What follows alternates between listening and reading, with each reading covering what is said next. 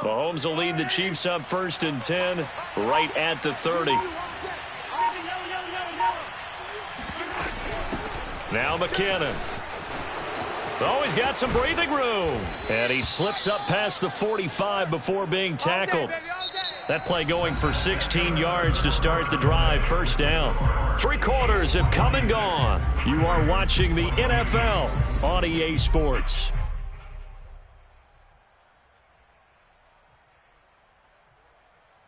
A big hitter to start the drive has him up near midfield here for 1st and 10. They run it with McKinnon. And he got blown up. Losing yardage on the play back at the 44. 2 yards the loss, 2nd and 12. Brandon, it's clearly a running situation when you're up in the 4th quarter.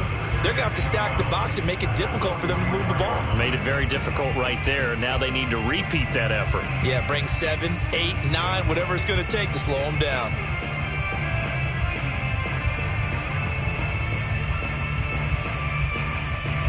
So the 1st down run lost a couple. Now they come up 2nd and 12.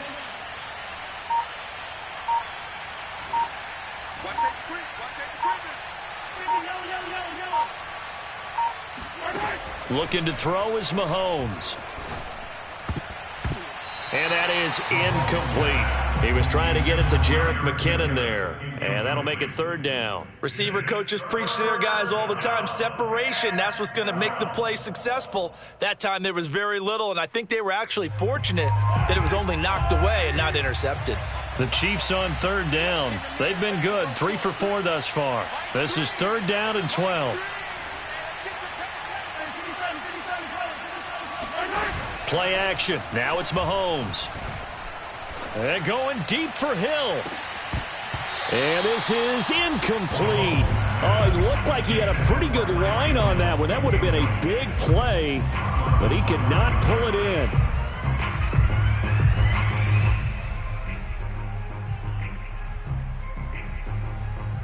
Here's the Chiefs punter now. Always a good sign when your first punt comes in the 4th quarter. And this is away. It's a high kick, and he got all of it. And not what he was hoping for there, as this will hit in the end zone for a touchback.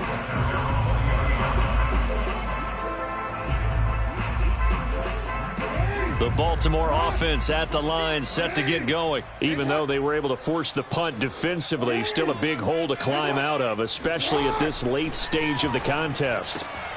And for the 4th time tonight, it's an interception. Picked off by Juan Thornhill. And he will take this one home. It's a touchdown. Defensively, they've had their way in this one. That pick 6 makes that scoreboard even more lopsided. I remember talking with a guy in the league, and I said, what do you do when the game's like this? You know, it's pretty much over. You ready to go to the bench and hang out? He said, oh, heck no. I want to stay on the field. I might get some stats. I might get a pick or 2. You like being out there at the end of these wide margins. When they have to throw it, that gives you more opportunities to go get it. Extra point by Butker is on target, and the lead will swell by 1 more. Chiefs 53, Ravens 22.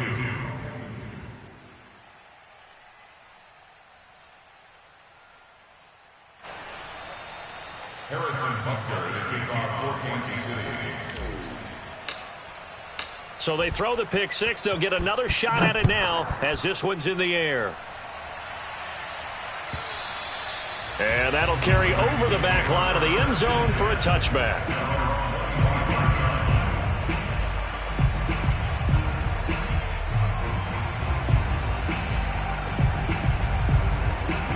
The Raven offense set at the line for this next drive. And you can sort of sense their dejection. That last pick 6 put the icing on the cake, so to speak, in what has been a rough go for them. Being chased out left. And he slides and covers up at the end as he's going to be able to pick up decent yardage. He'll wind up getting 9 after tucking it and running, so it'll leave him with 2nd and a yard. Forced out to his left. And he'll be out of bounds after getting this one across the 40. Nowhere to go downfield, but he's able to get out of bounds and stop the clock here with a 1st down.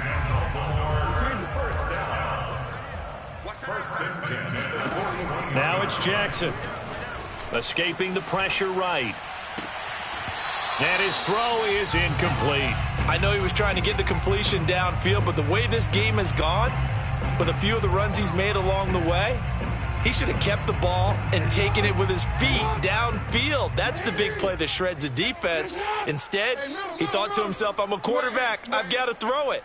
He bailed out the defense with that incompletion. Rolling to his right, and he can't get rid of it. He's taken down. Now after that sack, it's 3rd and long for Jackson and the Ravens.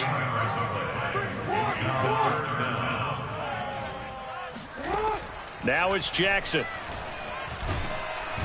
And pressure coming, and they got him once again. Tyrann Mathieu, normally known for the pass coverage, this time a sack. We've been around this league for a while, and many coaches never pull their starting quarterback, almost no matter the situation. In this case, though, I think he's got to make a decision. He's taking a pretty good beating out there. Yeah, and with the deficit, maybe not wanting to risk an injury. Here's Sam Cook now, as he's on to punt for Baltimore.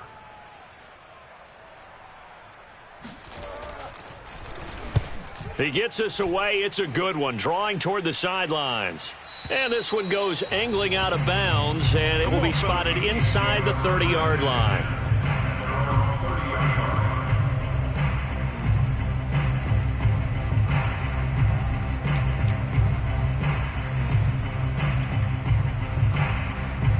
The Chiefs offense about set to begin this drive. And this game comfortably in hand. The scoreboard speaks for itself, but you still got your starting quarterback out there. When do you go to the backup? Let him get some time.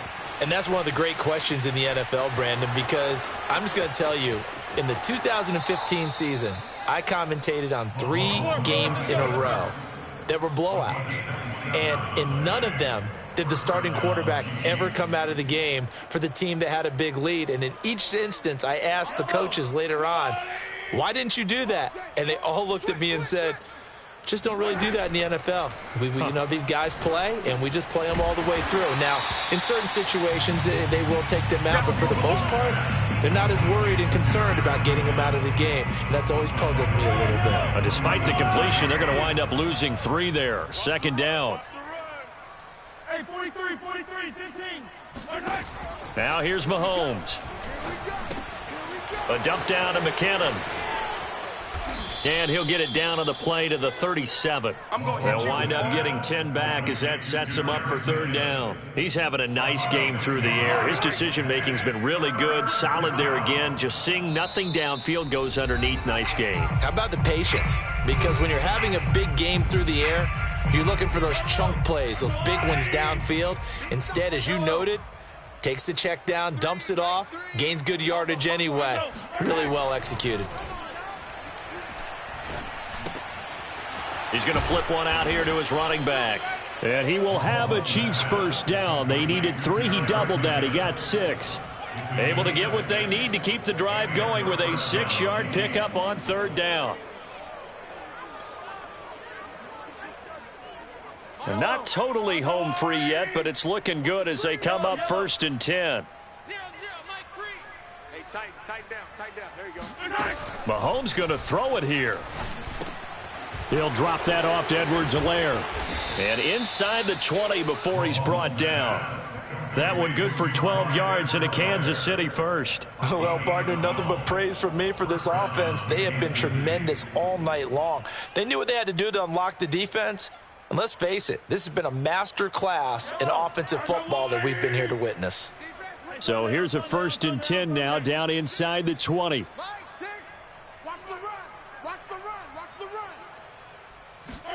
Operating from the red zone now, Mahomes. Finding Edwards-Helaire once again. Now another timeout called for by the offense. That'll leave him with just 1 remaining in this 4th quarter of play.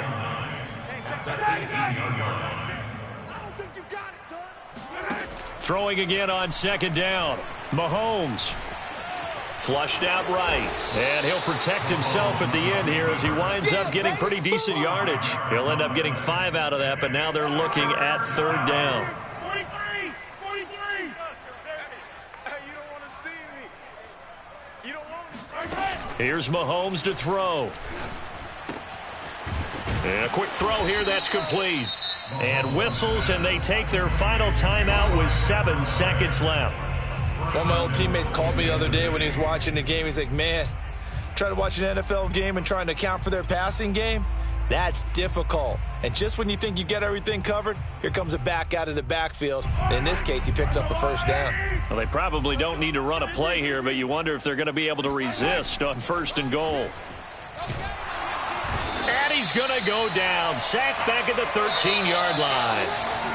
The 1st and goal looked like things were set up nicely, and now all of a sudden on 2nd and goal, Charles, a big challenge ahead of them. And you have to know when you're this close to the goal line, things are going to happen faster, so you've got to get the ball out quick.